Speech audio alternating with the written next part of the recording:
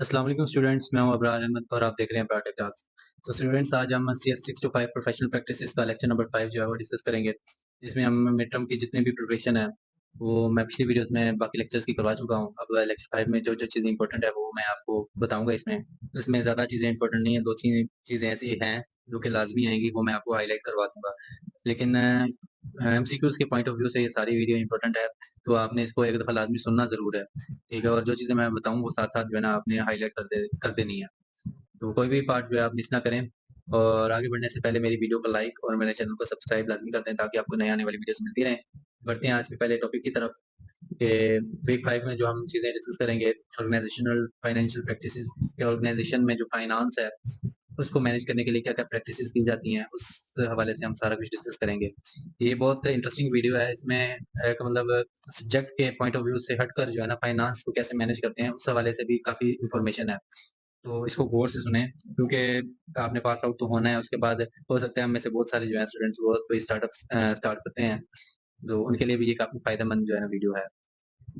इसमें हम सबसे पहले इंट्रोडक्शन को डिस्कस करेंगे और उसके बाद नीड ऑफ कैपिटल, ये जो पैसों की ज़रूरत होती है, वो कहाँ से हासिल करना है, सोर्स ऑफ फंड यानी कि जो सोर्सेज़ ऑफ फंड है, budget and monitoring, work capital and cash flow, ये सारी चीज़ें इसमें हम डिस्कस करेंगे। तो इंट्रोडक्शन में है कि अगर आप जो है ना how good the quality of the product services, no organisation can be successful for any large time of any of length of time unless its finances are soundly managed. Means के कोई भी कंपनी जो है, अगर उसके products अच्छे हैं, उसकी क्वालिटी अच्छी है, उसकी गुड्स जो हैं जितने भी, और उसके अलावा उसकी सर्विसेज भी जितनी अच्छी हों, जब तक वो ऑर्गेनाइजेशन जो है वो फाइनेंसिस को मैनेज नहीं करती, तो वो सक्सेसफुल नहीं हो सकती। It successful can be successful for any length of time, कुछ जितने भी अरसे के लिए होगी, तब तक जब तक वो फाइनेंसिस को साउंडली मैनेज नहीं करती। मैनी यंग सॉफ्टवेयर इंजीनियर्स जो हैं वो अट्रैक्ट होते हैं by ideas of starting their own company, कि वो अपनी अपनी एक कंपनी स्टार्ट करेंगे, इससे वो बहुत ज़्यादा अट्रैक्ट होते हैं। तो उसको लिए जो है ना उन्होंने क्या-क्या चीज़ें मैनेज करनी होती हैं। इसमें सबसे पहले need of Capitals, group of new और रिसेंट ग्रेजुएट जो हैं इन कंप्यूटिंग, जो कंप्यूटर साइंस जिन्होंने पढ़ी होती है या सॉफ्टवेयर इंजीनियरिंग की होती है, वो डिसाइड करते हैं कि वो अपना एक स्टार्टअप जो है ना वो स्टार्ट करें, जिसमें वो प्रोवाइड करेंगे सॉफ्टवेयर सर्विसेज, और उनकी जो इंटेंशन है वो ये है कि वो कॉन्ट्रैक्ट बेस हायर सर्विस जो है ना वो ऑफर करेंगे। जी कंपनी ने जिसने कोई काम करवाना है वो हायर बेसिस, जैसे फाइवर, अपवर्क वगैरह हो गए, इस तरह का।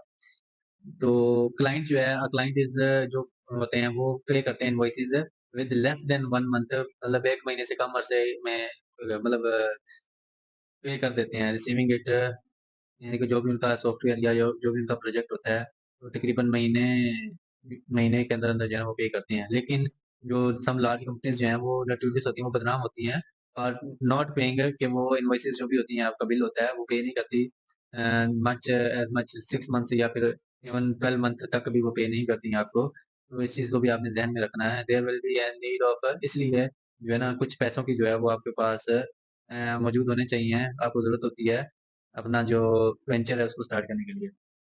नीड ऑफ कैपिटल कंटिन्यू है कि द ग्रुप नीड्स, जो भी वो ग्रुप जिसने सॉफ्टवेयर कंपनी जो खोली है, उसको कैश जो है ना इन हैंड चाहिए, इतना कैश चाहिए कि वो तकरीबन एटलीस्ट 3 मंथ्स तक जो है ना वो सर्वाइव कर सकें। तो ये चीज़ आपने रख लेनी है कि group need enough cash to handle to be able to live for at least 3 months. ठीक है, ये चीज़ आपने देख लेनी है एमसीक्यू के हवाले से।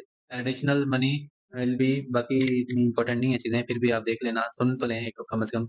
Additional money will be needed for the expenses of starting the company, के कुछ एक्स्ट्रा अमाउंट भी चाहिए होती है जो कंपनी के दूसरे फर्दर एक्सपेंसेस होती हैं उनको हैंडल करने के लिए, एक कंपनी स्टार्ट करने के लिए। और लार्ज प्रोजेक्ट्स, बड़े प्रोजेक्ट्स और पैकेजेस के लिए एक large amount of sum of money जो है वो चाहिए होता है, is likely to be needed while they are being developed, जब वो अपने आप को डेवलप कर रहे हो, because there will be no revenue coming into the company, क्योंकि जब भी आपकी कंपनी स्टार्ट होती है तब तकरीबन जो इनकम होती है, रेवेन्यूज होते हैं, वो ना होने के बराबर होते हैं। तो इसलिए आपके पास इतनी अमाउंट होनी चाहिए कि आप वो इस्तेमाल करें 3 महीनों तक कम से कम कंपनी को रन करने के लिए, और उसके बाद फिर इनकम वगैरह आना शुरू हो जाती है। और स्टार्टिंग पीरियड, जो स्टार्टिंग पीरियड होता है, cash will be needed for, जो कैश चाहिए होता है किन चीज़ों के लिए चाहिए होता है, ये वाली चीज़ इंपॉर्टेंट है, ये आपने देख लेनी, इसको हाइलाइट कर लें। सैलरीज के लिए, रेंट रेट्स के लिए, और इक्विपमेंट एंड कंज्यूमेबल्स के लिए, रेंट रेट्स में ये चीज़ें आ जाती हैं, heating and lightning of the premises used, जो भी वो प्रीमिसेस यूज़ करें उसके लिए हीटिंग जिन चीज़ों के लिए हीटिंग चाहिए होती है या फिर बिजली चाहिए होती है, रोशनी चाहिए होती है, तो उन चीज़ों के लिए भी आपको पैसे चाहिए होंगे। और इक्विपमेंट और कंज्यूमेबल्स के लिए जो भी इक्विपमेंट्स लगेंगे आपके इस कंपनी में, लैपटॉप्स, पेन्स वगैरह जो भी चीज़ें हैं, और उसके अलावा जो है कंज़्यूम करते हैं चीज़ें आप, पेपर्स वगैरह, और इसके अलावा और भी चीज़ें, cost of advertising and marketing the product, product को एडवर्टाइज और मार्केटिंग के लिए भी जो है आप के पास अमाउंट चाहिए होगी, कॉस्ट चाहिए होगी उसके लिए। मिसलेनियस एक्सपेंसेस और फर्दर एक्सपेंसेस बहुत सारे जो हैं, ranging from company stationery to travelling expenses, जो कि स्टेशनरी से लेकर ट्रैवलिंग एक्सपेंसेस तक जो भी चीज़ें आती हैं वो मिसलेनियस एक्सपेंसेस में आ जाती हैं। वो चीज़ें डिक्लेयर होती हैं, जो डिक्लेयर चीज़ें नहीं होती वो मिसलेनियस एक्सपेंसेस में आ जाती हैं। नीड ऑफ कैपिटल और किन चीज़ों के लिए चाहिए होते हैं, हाउ डज वन सेटअप जो है वो अबाउट राइजिंग दिस मनी, वो एक जो है ना इस अमाउंट को राइज करने के लिए अपना मनी चाहिए होती है। द फर्स्ट स्टेप जो होता है इसके लिए, जब कि आप जो मनी जो है वो हासिल करते हैं, पैसा हासिल करने के लिए पहला स्टेप ये कि आप सबसे पहले आपके पास एक बिज़नेस प्लान होना चाहिए, कि आपका बिज़नेस क्या है और क्या-क्या करेगा, ये सारी चीज़ें होती हैं। टिपिकली कंटेन्स ये क्या, इसके अंदर क्या होता है, डिस्क्रिप्शन होती है कि what company will be doing, कि कंपनी क्या करेगी, टुगेदर विद इन्फॉर्मेशन, इन्फॉर्मेशन भी साथ में आपने अटैच करनी है to show that it is technically feasible, कि ये टेक्निकली जो है ना फिजिबल है। और जो जो फाउंडर है, the founder of the company, वो उसके लिए पास जो है नेसेसरी एक्सपर्टीज़ जो है वो होनी चाहिए, उस कंपनी को रन करने के लिए। और an assessment of size of the marketing, और एक असेसमेंट होनी चाहिए कि कंपनी का क्या साइज़ होगा, ठीक है? और उसकी मार्केट क्या होगी, क्यों किस मार्केट को टारगेट करेंगे और कॉम्पिटिशन कितना है, और उसके अलावा prediction of financial performance of the company, और जो फाइनेंशियल परफॉर्मेंसेस कंपनी की, उसकी भी प्रेडिक्शन होनी चाहिए कि ये रेवेन्यू कब तक हासिल करेगी और कितना रेवेन्यू हासिल करेगी, कितना इस पे खर्च आएगा, ये सारा कुछ आपको पता होना चाहिए, जो कंपनी स्टार्ट कर रहा है। अब मोस्ट इम्पोर्टेंट है जो ये सोर्स ऑफ फंड्स, ये 100% तकरीबन आएगा आपका, तो इसको आपने याद कर लेना है।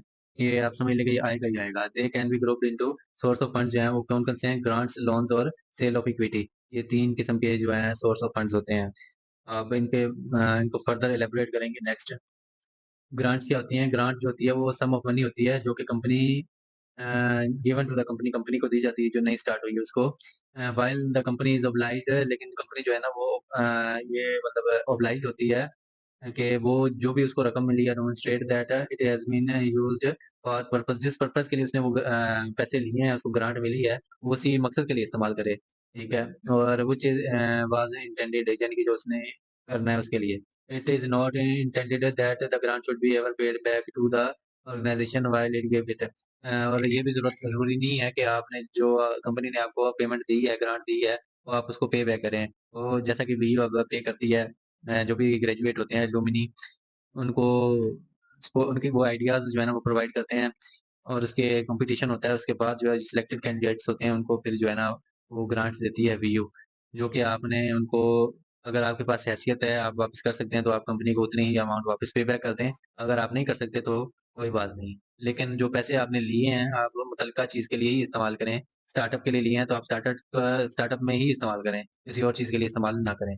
द अवेलेबिलिटी जो है ऑफ ग्रांट्स है, एंड अदर जो दूसरी चीज़ें होती हैं, हेल्प फॉर न्यू कंपनीज़, नई कंपनीज़ के लिए जो भी हेल्प मिलती है, depends very much on where the company is located, कि कंपनी कहाँ पे लोकेट करती है, हाउ मेनी पीपल उसके अंदर जो है एक्सपेक्ट टू एम्प्लॉय, कितने बंदे जो है ना लोग उसके अंदर एम्प्लॉयमेंट हासिल कर सकते हैं, and on government policy at the time, और उस वक्त गवर्नमेंट की क्या पॉलिसीज़ हैं, उसके मुताबिक जो है ना वो इनको कंपनीज़ जो है ना ग्रांट देती हैं। लोन्स क्या होते हैं? लोन वो सम ऑफ अमाउंट होती है जो कि आप लेंट यानी कि लेते हैं टू द कंपनी, जो कंपनी को जो दी जाती है, interest is payable on it, जिसमें आपने अमाउंट देनी होती है, साथ में आपने इंटरेस्ट भी पे करना होता है। At a rate of may be fixed, और वेरिएबल है, जो कि मतलब उस रेट पे जो कि उस वक़्त फिक्स किया जाता है, या फिर वो वेरिएबल भी हो सकता है, ये चेंज भी हो सकता है साल के साथ। अम, और उसके बाद loan is usually for a fix period, और एक फिक्स टाइम ऑफ पीरियड के लिए चाहिए होता है। तो कंपनी जो है लायबल पे बैक वही चीज़ें हैं कि वो उसको कंपनी वापस करेगी, गोज़ इंटू लिक्विडेशन, अगर वो लिक्विडेशन अगर दिवालिया हो जाती है कंपनी, तो जो भी जिसने दिया है उनको कर्ज वो रिकवर करता है the loan from the sales of the assets of the company. जो भी कंपनी के एसेट्स होते हैं उनको सेल करके, उनको उनकी नीलामी करके, जो भी एसेट्स कंपनी के होते हैं उनको बेच के वो बैंक या जो भी कर्ज देने वाला होता है वो इसको हासिल करता है। इन मोस्ट केसेस जो है सिक्योरिटी इज रिक्वायर्ड, सिक्योरिटी ज़ाहिर चाहिए होती है लोन लेने के लिए। अब सेल्स ऑफ इक्विटी क्या होती है? Equity capital is the money paid to the company in exchange for share in the ownership of the company. जो इक्विटी कैपिटल होता है ये वो मतलब अमाउंट होती है, पे करती है कोई भी कंपनी उस कंपनी को, नई कंपनी को शेयर्स के एक्सचेंज में। जी मेरा इतने परसेंट जो है ना इसमें हिस्सा होगा, जो भी प्रॉफिट होगा उसमें 50%, 70% मेरा जो है ना शेयर होगा, तभी आपको पैसे दूंगा। फिर ये शर्तें तय होती हैं और उसके बाद फिर जो है ना वो पैसे मिलते हैं। शेयर होल्डर्स जो हैं मच एट ग्रेटर रिस्क, जो शेयर होल्डर्स होते हैं वो बहुत ज़्यादा रिस्क पर होते हैं of getting a poor return, कि उनको जो है प्रॉफिट है कैपिटल पे वो बहुत कम मिलता है, और इवन लूजिंग इट कम्प्लीटली, या उनको मुकम्मल तौर पर नुकसान हो जाता है। देन लेंडर जो भी यानी कि कर्ज देने वाले होते हैं उनको नुकसान भी हो सकता है इसमें, बट लेकिन इसमें जो है कंपनसेशन है for this the stand to make a greater profit than lender if all goes well. लेकिन इसमें जो प्रॉफिट होता है ये बहुत ज़्यादा मिलता है, ठीक है। अगर नुकसान होता है तो प्रॉफिट भी ज़्यादा मिलता है। बजट इज प्रेडिक्शन, एक बजट होता है वो एक प्रेडिक्शन होती है the future financial position of an organisation covering usually the current और नेक्स्ट फाइनेंशियल ईयर, के मौजूदा या फिर अगले साल के लिए जो है बजट जो है ना वो एक प्रेडिक्शन होती है कि फ्यूचर फाइनेंशियल पोजीशन क्या होगी ऑर्गेनाइजेशन की अगले साल या फिर इस साल या उससे अगले साल। दो द ऑर्डिनरी मैनेजर जो होता है in a company is however much more concern, उनका जो सबसे मेन कंसर्न होता है with the budgeting for income and expenditure, कि इनकम कितनी आएगी और एक्सपेंसेस कितने लगेंगे तो इन चीज़ों पर उनका ज़्यादा फोकस होता है। Budgeting is an iterative process, ये मतलब एक तकरार वाला मामला होता है, प्रोसेस होता है जिसमें बजट के ऊपर बहस मुबैसा होता है। तो इसको आगे हम पढ़ेंगे कि क्या चीज़ें होती हैं। द फर्स्ट वर्जन जो होता है बजट का वो ये होता है is likely to show expenditure exceeding income, के जो एक्सपेंडिचर्स होते हैं, एक्सपेंसेस होते हैं वो इनकम से ज़्यादा शो कर किए जाते हैं। सिंस द ऑपरेटिंग मैनेजर जो होता है वो will want to expand their operations, है कि वो अपने ऑपरेशंस को एक्सपेंड करे, while the sales and marketing department जो होता है सेल्स और marketing department will not wish, उनकी यही ख्वाहिश होती है कि वो to give hostage to fortune, कि वो अपनी किस्मत को हॉस्टेज ना बनाए बाय बीइंग ओवर ऑप्टिमिस्टिक, कि वो ज़्यादा ही खुशफहमी का शिकार हो जाएं कि हमारे पास इतना प्रोडक्ट होगा, हम इतना सेल करेंगे, इतना पैसा आएगा। नहीं, वो जो है ना फैक्ट एंड फिगर्स पर जो है ना रिलाई करते हैं। About the volume of the sales it can generating, यानी कि जितना भी वो वॉल्यूम जनरेट कर रहे हैं उसकी सेल्स जो है वो भी उतनी जनरेट होंगी या नहीं होगी। तो इस चीज़ को मद्देनज़र रखते हुए वो फिर जो है ना उसको दबाव देते हैं कि इनको बजट कम दिया जाए, थोड़ा कम करो बजट। एडजस्टमेंट जो है will have to be made, फिर उस बहस मुबहसे में एडजस्टमेंट की जाती हैं रिपीटेडली अंटिल, तब तक कि जब तक सिचुएशन जो है is reached in which budget sales exceed budget expenditure, ये जो बजट की सेल्स होती हैं वो एक्सीड कर जाएं जो एक्सपेंडिचर्स हैं उनसे, यानी सेल्स ज़्यादा बढ़ जाएं एक्सपेंडिचर से, विद रीजनेबल प्रॉफिट मार्जिन, एक मतलब मुनासिब प्रॉफिट मार्जिन के साथ है। The operational managers are happy, operational manager होते हैं वो भी खुश, और जो सेल्स वाले होते हैं वो भी खुश, कि उनको यानी कि जो ऑपरेशनल होते हैं ऑपरेशंस वाले वो बजट बढ़ा के देते हैं, लेकिन उनको फिर उतना मिल ही जाता है मिनिमम, जिससे वो अच्छे से जो है ना कंपनी को रन कर सके और अपना जो है ना अपने आप को एक्सपेंड कर सके। और जो सेल्स वाले होते हैं वो भी खुश हो जाते हैं कि उनका जो है सेल्स हैं वो एक्सपेंडिचर से ज़्यादा है। तो ये सारी चीज़ें होती हैं अ, इसमें बजटिंग और मॉनिटरिंग में। नेक्स्ट है working capital and cash flow. Work capital और कैश फ्लो क्या होता है? इट इज़ परफेक्टली पॉसिबल ये for a company to be consistently profitable and yet be unable to pay its bill, ये मतलब है मुमकिन है कि कंपनी जो है ना वो नुकसान उठाए कि उसको इतना मुनाफा भी हो और वो सारे एक्सपेंडिचर पे भी कर दे, बिल्स जो है उसके। तो ये नहीं हो सकता। इसके लिए क्या होता है, अकाउंटिंग जो है normally operates an accrual basis है, कि जो एक्यूरेट बुनियादी वजूहत होती हैं उनको मद्देनजर रखते हुए जो है ना वो ऑपरेट करते हैं, कि जो उनका काम है ना value work is in progress है, कि उनकी जो काम है वो चलता रहे। It is usually to negotiate, वो नेगोशिएट करते हैं stage payments rather than the leaving all payments यानी कि वो सारी अमाउंट देने के बजाय ये नेगोशिएट करते हैं कि जो पेमेंट्स पे करेंगे वो स्टेजेस में मुख्तलिफ मरलों में जो है ना वो पे करेंगे until the work is completed, जब तक कि जब तक काम जो है वो कंप्लीट नहीं हो जाता।